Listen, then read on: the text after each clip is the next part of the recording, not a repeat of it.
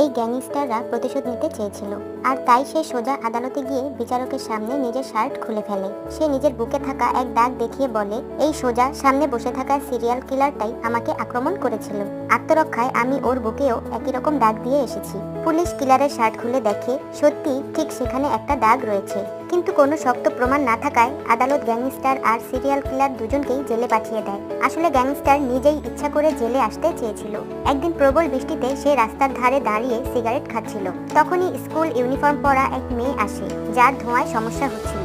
এই দেখে সে সঙ্গে সঙ্গে সিগারেট ফেলে দেয় আর নিজের ছাতাটা মেয়েটিকে দিয়ে দেয়। মেয়েটি ধন্যবাদ জানিয়ে চলে যায়। পরদিন সে একটা বারে বসেছিল, তখন হঠাৎ খবরে দেখে এক সিরিয়াল কিলার এক স্কুল ছাত্রীকে হত্যা করেছে। গ্যাংস্টার টিভিতে নিজের ছাতা দেখে চিনে ফেলে এই সেই মেয়ে যাকে সে গতকাল সাহায্য করেছিল।